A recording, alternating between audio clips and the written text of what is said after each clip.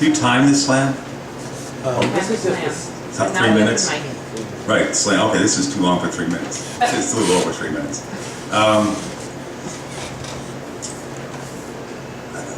Most of us probably have someone in our lives who insists on asking us every once in a while if we're happy. And it usually comes at a time when that person presumes we're unhappy. To me, it always seems somewhat sadistic. That's the impetus for this poem, I think. The central metaphor is, it's an Easter metaphor. It has to do with the primitive Christian text recounting the story of what happened to Jesus between the crucifixion and the resurrection on that Saturday, Holy Saturday, when, according to the Apostles' Creed, he descended into Hades or the underworld and rescued the lost souls, mostly Jewish, I imagine, but that appears to be the central metaphor of the poem. The poem is called The Harrowing. The harrowing of Hades, the harrowing of hell. The harrowing. After breakfast, I'll carry the old mattress to the curb and ask the daylilies if they'll bloom this year. And the blue jay shitting on my car windshield from the branch where he nests in the willow, if I'm happy. I mean, of course, in the grand scheme of things. And if my neighbor's wife is in her garden again, I swear this time I'll ask her too, the way she does whenever we meet in the grocery store by the plum tomatoes or at our son's football games or getting the mail. But not before coffee, and not before I reassure myself even the Vatican wants to know what it takes these days to shine a crusade against the dictatorship of relativity, rise against the bravado of an urge that says, after all, we are our own failed dinosaur. What a time they've had, those poor cardinals, trying to date the exact moment of the resurrection, nail it down once and for all before disappearing, like dating a virgin, I imagine, all trial and error. Once the barley has ripened, they say, count 14 days. Better yet, after the first new moon after the equinox, count 10 days. Then they shall take to them every man a lamb according to their father's house. Slaughter it 4 days later between the two evenings, and eat it on the 15th, roasted, without removal of internal organs, with unleavened bread and bitter herbs, loins girded, staff in hand. Then always the Pesach falls on the full moon, they say, even if you call it Ishtar, or Aphrodite born from sea foam and castration, even if it floats in on a scallop shell, regardless of the Gospel of John, the Council of Nicaea, they don't know.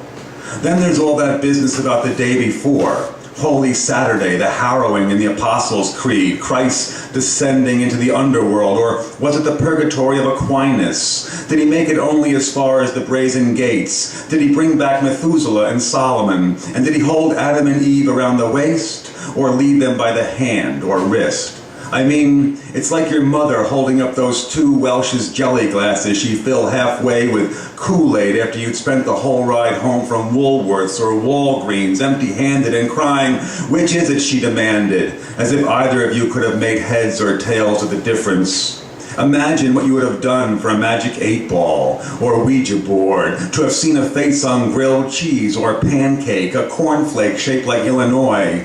Still, who hasn't at one time or another, with all the whistling and singing going on, the earthquakes and abandoned factories, all the eating and the pity, presumed to know better? And who hasn't imagined just the right calculus to measure the above and below one from the other? I mean, how difficult could it be, knowing what we know after all these years, to tell the half full from the half empty? Not like ripping 2 sides of a sheet of paper, or a final solution to the chicken or egg.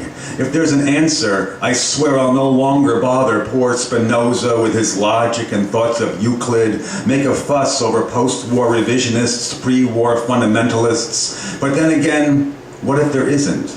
I'm not talking about a shower of rose petals in Fatima. After all, I'm no Archimedes, never stepped into a bath and cried eureka as the water level rises, never ran naked in the streets calculating the volume of my body through displacement, never gave a hoot about the density of an irregular golden crown, and truthfully, I've never crawled from a hyena carcass, a jackal, to find there's a small hut on a snowy ridge in the mountains where the world, bigger than imagined, reveals itself on the head of a pin, an inkling without shadow of conclusion or doubt.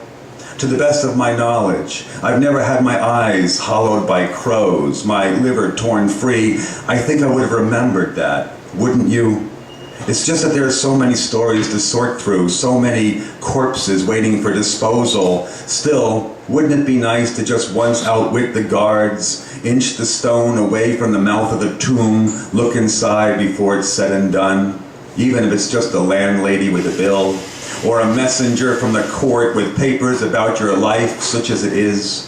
But if it were the most beautiful creature you've seen in months, a whirl of light promising to crush you with its fiery weight, having wrenched apart the clouds, and you want to throw yourself on your knees as she hovers above a small holm oak from the Covaderia, bare as the sun, but for the cradle of her arms in which she holds a 1994 vintage port, the color of whatever can possibly long, deeper you imagine, than her eyes. Or even if she were holding nothing more than a slip of paper with an address that is not, by any means, at least for the moment, yours. Wouldn't it be nice?